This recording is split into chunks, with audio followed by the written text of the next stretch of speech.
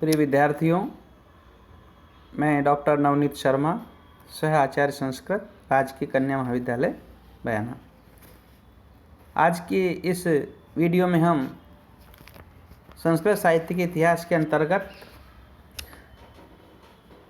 रामायण, वाल्मीकि कृत रामायण एवं उसके समाज एवं संस्कृति अर्थात रामायण काल में समाज एवं संस्कृति की क्या स्थिति थी उसके विषय में संक्षेप में जानकारी प्राप्त करेंगे। इससे पूर्व के वीडियो में हमने संस्कृत साहित्य के इतिहास के संबंध में रामायण के विषय में चर्चा एवं रामायण के संक्षेप में प्रत्येक कांड के अनुसार विषयों का वर्णन या परिचय प्रस्तुत किया था। अब हम यहाँ पर रामायण के काल के विषय में जानकारी प्रारंभ करते हैं। संस्कृत साहित्य की यह विशेषता है कि जहाँ जो कवि एवं रचना जितने अधिक प्रसिद्ध हुए हैं, अर्थात जो कवि एवं उन कवियों की रचनाएं जितनी अधिक प्रसिद्ध हुई हैं, उतनी ही उनके काल के निर्णय के संबंध में अनिश्चितता है। रामायण एवं महाभारत यद्यपि संस्कृत लौकिक साहित्य के आधार स्तंभ हैं, परंतु दोनों के काल निर्धारण का अद्यावधि विचाराधीन है, अर्थात अभी भी उस पर चर्चा परिचर्चा निरंतर रूप से होती रहती है। रामायण की रचना काल के संबंध में विद्वानों द्वारा अनेक प्रकार के मत प्रस्तुत किए गए हैं। यद्यपि एकता नहीं है, तथापि उनकी विभिन्न मान्यताओं के आधार पर किसी एक निश्चय पर अवश्य पहुंचा जा सकता है। अतः इसी विषय में हम कुछ बिंदुओं पर चर्चा करेंगे। रामायण के काल के संदर्भ में एक प्राचीन मत यह है कि वाल्मीकि राम के समकालीन थे तथा उन्होंने अपने ग्रंथ की रचना राम के राज्यकाल में ही कर ली थी। अर्थात कुछ लोग ये कहते हैं कि जिस समय राम थे उसी समय वाल्मीकि थे और वाल्मीकि के द्वारा उनके राम के राज्यकाल में उसकी रचना कर ली गई थी। रामायण के प्रारंभ में ही वाल्मीकि के पूछने पर नारद ने इक्ष्वाकु वंश में उत्पन्न राम को ही संसार का सर्वश्रेष्ठ गुणवान, वीर्यवान, धर्मज्ञ पुरुष बताया।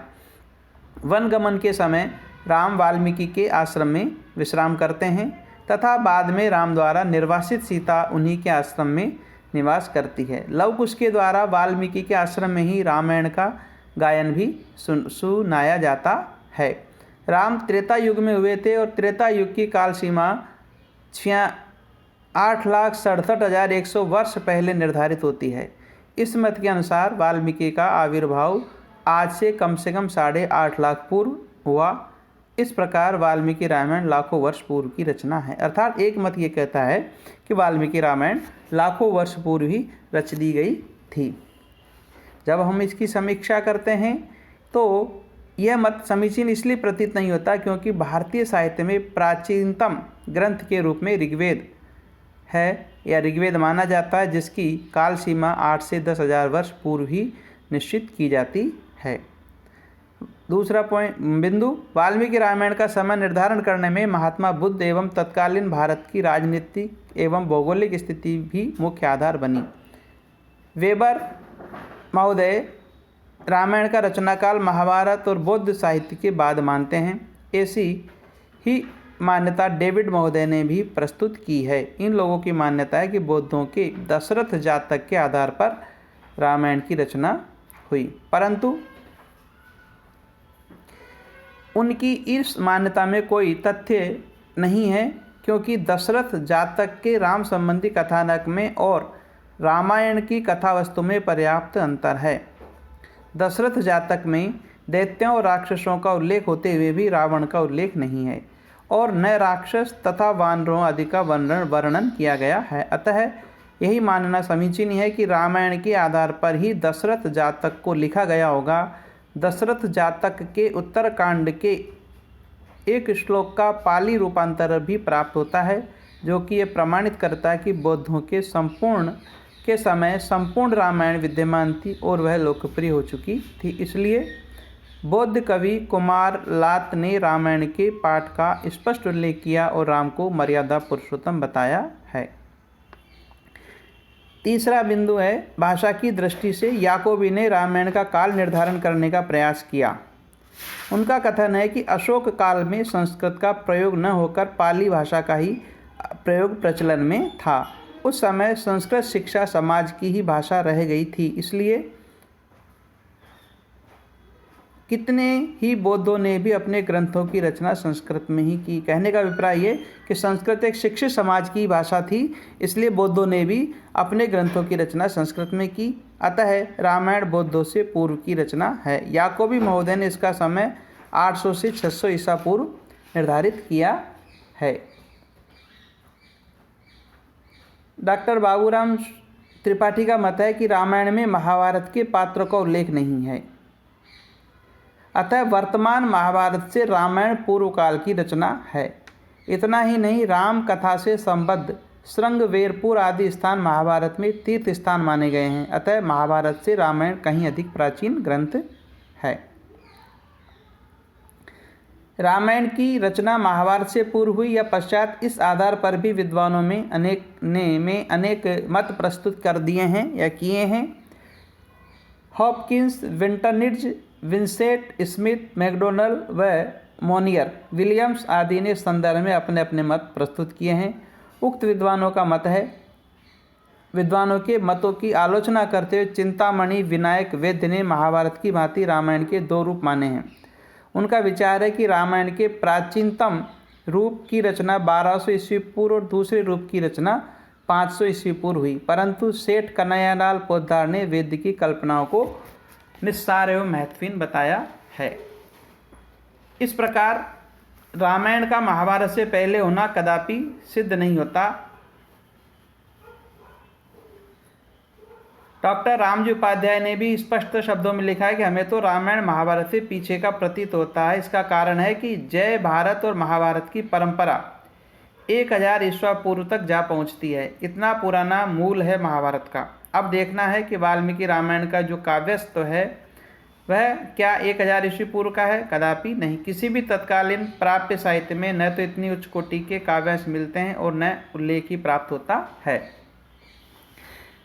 निष्कर्ष रूप में कहा जा सकता है कि अंतः बाह्य प्रमाणों के साक्ष्य पर पाश्चात्य एवं भारतीय विद्वानों के मत की समीक्षा करने के पश्चात यह निष्कर्ष निकलता है कि रामायण की रचना संहिता एवं ब्राह्मण काल के पश्चात तथा बौद्ध काल से पूर्व अर्थात 500 ईस्वी के पहले पूर्ण हो चुकी थी।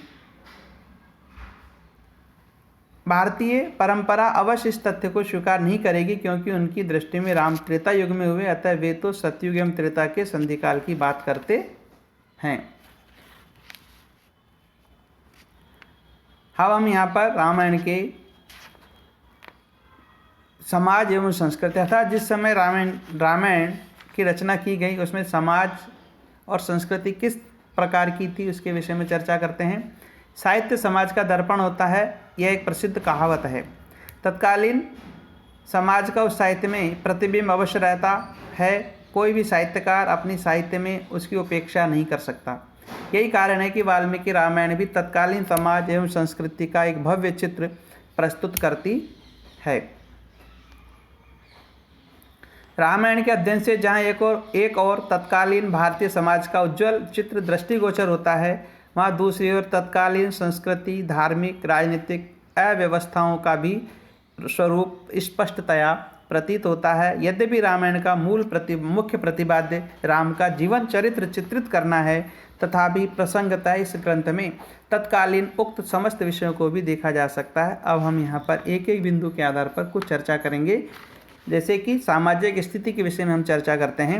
रामायण के अध्ययन से यह पूर्णतः स्पष्ट हो जाता है कि तत्कालीन आर्यों के सामाजिक जीवन में पारस्परिक सौहार्द, सहानुभूति, परोपकार एवं नैतिकता की उदात्त भावना विद्यमान थी। सभी लोग अपने अपने परंपरागत आदर्शों का पालन करने वाले न्यायप्रिय एवं वर्ण आश्रम अवस्था के परिपालक थे। उनका जीवन शांत एवं धर्मनिष्ठता, रहन सहन सादा और खान पान सात्विक था।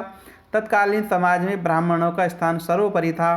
पौरोहित्य, निमंत्रणा, दंड व्यवस्था आदि का अधिकार भी इसी वर्ण को था। शासन करने का एकमात्र अधिकार क्षत्रिय वर्ण को था। वैश्य व्यापार, कृषि एवं शिल्प व्यवस्थाओं में संलग्न थे। वर्णाधिकार के विपरीत कार्य करने वाले को समाज से बहिष्कृत कर दिया जाता था, या यूँ कहें कि शासक के द्वारा दंड प्रदान किया जाता था। उस समय गृहस्थ आश्रम में प्रवेश करना सामाजिक प्रतिष्ठा का प्रतीक माना जाता था। स्मृतियों के अनुसार गृहस्थ धर्म का पालन किया जाता था तथा सामाजिक मूल्य स्थापित किए गए थे। उनकी मर्यादा में ही आचरण किया जाता था। विपरीत आचरण करने वाले को दंड प्रदान किया जाता था। रामायण काल में स्त्रियों की स्थिति श्रेष्ठ एवं मर्यादित थी। परिवार में पत्नी का स्थान श्रेष्ठ एवं सम्मानित था। धर्म अनुष्ठान के लिए पत्नी का होना अनिवार्य था, क्योंकि वही सहधर्मचरणी होती थी, इसलिए उसे उच्च स्थान प्रदान किया गया था। सीता आर्य नारी, पतिपरायण, पतिव्रत अनुगामिनी थी। वह भारतीय नारी के महान आदर्श की प्रतीक थी। भारतीय नारी में जो उदात्त आदर्श हैं, सीता उसका सर्वोच्च प्रतीक थी। संभवतः इसीलिए सीता को अयोनिजा उत्पत्ति की कल्पना की गई है। राम को वनवास के लिए प्रस्थान करना है। उन्हें कल्पना नहीं थी कि सीता साथ जाएगी। सीता ने तभी उनसे कहा, अग्रतस्ते कमिष्यामि मृदनंती कुश कंटकान, मैं तो आपके आगे आगे चलूँगी, जिससे मार्ग में कुश कंटकों को आपके चलने के लिए कुचल दूं या उन्हें नष्ट कर दूं। सीता धर्म प्राणा थी।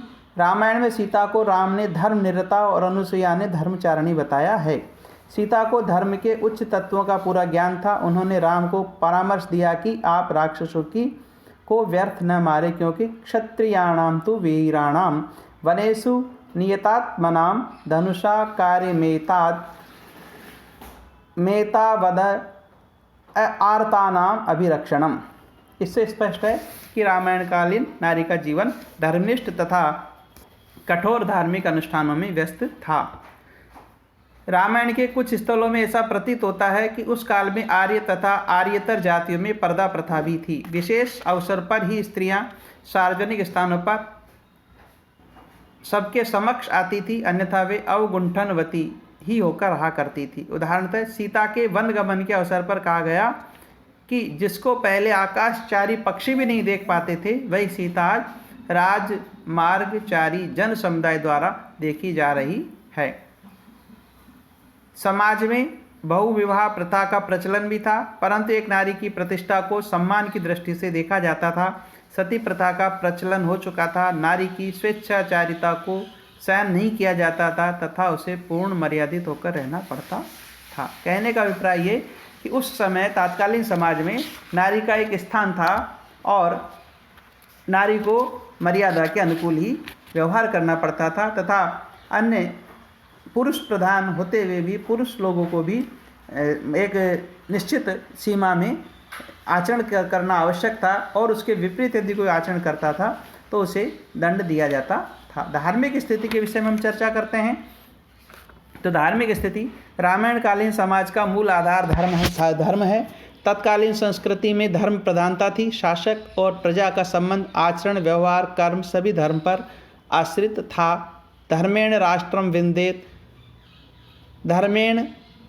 धर्मेण एवानुपालयेत, धर्माचरण्यताम याति राजा सर्वभयापहा। उस समय भारतीय जनों के जीवन का परम लक्ष्य धर्म, अर्थ, काम, मोक्ष, उपलब्धि ही था। इसलिए पुरुषार्थ चतुष्टय की प्राप्ति के लिए उन्होंने अपने जीवन काल को यथोचित रूप में विभक्त किए हुए था। उस समय ब्राह्मण द्वारा निर्दिष्ट धर्म का पालन किया जाता था। यज्ञ आदि अनुष्ठानों का अधिक प्रचार प्रसार था। यज्ञों के अवसर पर ब्राह्मण, ऋत्विक, पुरोहित आदि को प्रचुर धन प्रदान किया जाता था। कर्मकांड के विद्वान सिद्धांतों का व्यापक प्रचार था। तपस्या के द्वारा मोक्ष प्राप्ति की ओर जाने की भी प्रबल प्रवृत्ति थी, प्रबल धारणा थी। वाल्मीकि ने लिखा कि धर्म प्राण दशरथ के राज्य में कोई असत्यभाषी, व्यभिचारी एवं दुराचारी नहीं था। सभी वर्ण श्रुति स्मृति बोधित कर्म अनुष्ठान में तत्पर रहकर अपना लोक अभ्युदय प्राप्त करते थे। सूर्य आदि देवताओं को प्रसन्न करने के लिए साधनाएं की जाती थीं। इस प्रकार से हम देखते हैं कि धार्मिक स्थिति भी रामायणकालीन समय में बहुत अच्छी थी। राजनीतिक स्थिति के संबंध में हम चर्चा करते हैं तो रामायण काल में राज्य व्यवस्था का जन्म हो चुका था और उस समय राजतंत्रात्मक शासन व्यवस्था प्रचलन में थी। राजा को सर्वोच्च सत्ता के रूप में स्वीकार किया जाता था। राजा को अग्नि, इंद्र, वरुण और सोम का स्वरूप समझा जाता था। राजा का महत्व वहाँ इस प्रकार प्रकट किया गया है। राजा ही कर्ता भूतानाम राजा चैव विनायक है। राजा सुप्तेषु जागर्ति राजा पालयति प्रजा। रामायण में राजा की उत्पत्ति के विषय में देवी सिद्धांत को माना गया है। उस समय राजपद वंशानुगत होता था तथा ज्येष्ठ पुत्र को ही राजा का उत्तराधिकारी माना जाता था या राजा का वह उत्तराधिकारी होता था। रामायण में वशिष्ठ के द्वारा कहा गया है कि इक्ष्वाकूणाम ही सर्वेषां राजा भवति पूर्वजः पूर्वजेनावरः पुत्रो ज्येष्ठो राज्या अभिषिच्यते। ज्येष्ठ पुत्री अयोग्यता अथवा दुष्चरित्रता के कारण कनिष्ठ पुत्र को भी राज्य का अधिकारी कहा गया है। यदि ज्येष्ठ पुत्र अयोग्य हो या दुष्चरित्र वाला हो तो फिर कनिष्ठ पुत्र को भी राज्य का अधिकारी माना गया है या कहा गया है। रामायण कालीन राजनीतिक स्थिति जन कल्याण विधायिनी एवं न्यायशील थी। रामायण में हमें जहाँ राजा के कर्तव्य का निर्देश पढ़ने को मिलता है वहाँ प्रजाजनों के राजा और राज्य के प्रति कर्तव्यों का भी उल्लेख हमें प्राप्त होता है। राजा का धर्म प्रजा पालन के साथ साथ धर्म पालन, राष्ट्र के विकास के लिए योजनाहीन समाज का सुधार, प्रशासन तथा शिक्षा प्रसार आदि था। आर्य संस्कृति का विजय ध्वज। चौथी जो स्थिति है वह है आर्य संस्कृति का विजय रथ। जहाँ तक सांस्कृतिक जीवन का संबंध है, कुछ पाश्चात्य विद्वान एवं भारतीय इतिहासकारों की दृष्टि से वाल्मीकि रामायण वस्तुतः आर्य संस्कृति का विजय ध्वज है। रामायण में हमें 3 संस्कृतियों का कथानक प्राप्त होता है। पहली है आर्य संस्कृति जिसका केंद्र बिंदु अयोध्या है। द्वितीय है वानर संस्कृति जिसका केंद्र बिंदु किष्किंधा है। और तृतीय संस्कृति रक्ष संस्कृति या राक्षस संस्कृति, केवल मात्र अपनी ही रक्षा करने के कारण इन्हें राक्षस कहा जाता था। इस संस्कृति का केंद्र लंका था। इन तीनों संस्कृतियों का जिस प्रकार चित्रण रामायण में किया गया है उससे आर्य संस्कृति की सर्वोत्कृष्टता सहज रूप में प्रकट होती है। राम, लक्ष्मण व भरत के मध्य जो आदर्श भ्रातृत्व भावना दिखाई गई है वह अपने आप में एक अद्भुत चित्रण है। लक्ष्मण राम का सौतेला भाई है। कैकेयी के आग्रह पर राजा दशरथ के द्वारा 14 वर्ष तक वन में निवास करने की आज्ञा केवल राम को प्राप्त होती है। इसके उपरांत भी लक्ष्मण आग्रह करके राम के साथ वन में जाते हैं। उसे वनवास में मिलने वाला भयंकर दुखों के संदर्भ में सावचेत किया जाता है, तथापि वे अयोध्या में न रुक करके राम एवं सीता के साथ वन में चले जाते हैं। इस अवसर पर लक्ष्मण की माता सुमित्रा अपने पुत्र को संदेश प्रदान करती है। वह हृदय को छूने वाला है। रामम दशरथम विद्धि माम विद्धि जनकात्मजाम अयोध्याम अटवीं विद्धि गच्छ तात यथा मुखम। अर्थात हे पुत्र, तुम सुखपूर्वक वन में जाओ। वहाँ रहते हुए तुम राम को अपने पिता दशरथ के तुल्य समझना, जनक पुत्री सीता को मेरे समान अर्थात माता के तुल्य समझना और भयंकर वन को अयोध्या के तुल्य समझना। वस्तुतः कैसा अनुपम आदर्श प्रस्तुत किया गया है। जहाँ परिवार के लोगों में इस प्रकार की भावना हो वहाँ स्वतः ही स्वर्ग तुल्य वातावरण बन जाता है। यही कारण है कि युद्ध कांड में लक्ष्मण के शक्ति बाण लगने व संज्ञा विहीन हो जाने पर, मूर्छित हो जाने पर राम की स्थिति अति दयनीय हो जाती है। वे बेहोश लक्ष्मण का मस्तक अपनी गोद में रखकर मार्मिक विलाप इस प्रकार से करते हुए वे कहते हैं कि देशे देशे कलत्राणी देशे देशे च बांधवा तम तु देशम न पश्यामि यत्र भ्राता सहोदर। अर्थात स्थान स्थान पर स्त्रियां प्राप्त हो सकती हैं, स्थान स्थान पर बंधु बांधव प्राप्त हो सकते हैं, परंतु ऐसा कोई देश दिखाई नहीं देता जहां पर लक्ष्मण जैसा सहोदर हो अर्थात सगा भाई हो। राम द्वारा सीता सौतेले भाई अर्थात सहोदर या सगे भाई कहना आश्चर्यजनक प्रतीत होता है, क्योंकि राम तो अपनी माता कौशल्या के अकेले पुत्र थे तथा लक्ष्मण सुमित्रा के गर्भ से उत्पन्न हुए थे। परंतु यहीं तो राम का आदर्श एवं भ्रातृत्व भाव था, जिसके कारण रामायण कालीन संस्कृति को आज भी हम स्मरण करते हैं। इस प्रकार से हम देखते हैं कि रामायणकालीन समाज और संस्कृति बहुत श्रेष्ठ एवं उत्तम काल की संस्कृति थी और यही कारण है कि आज वर्तमान युग में भी हम भगवान राम को एक आदर्श या मर्यादा पुरुषोत्तम राम के रूप में याद करते हैं। और उसमें जो चरित्र चित्रण है, भाइयों का हो, माता का हो, पिता का हो, सभी अनुकरणीय हैं और सभी अपनी बात के लिए, मर मिटने के लिए, एक दूसरे के लिए प्राण न्योछावर करने के लिए तत्पर होते हैं। ऐसी संस्कृति जहाँ जिस देश में हो, ऐसा वह देश निश्चय ही विश्व में सर्वश्रेष्ठ देश की श्रेणी में आने का अपना स्थान रखता है। और आज भी हम रामायणकालीन संस्कृति को उदाहरण के रूप में प्रस्तुत करते हैं या देखते हैं। आज के कालांश में हम इतना ही अध्ययन करेंगे। धन्यवाद।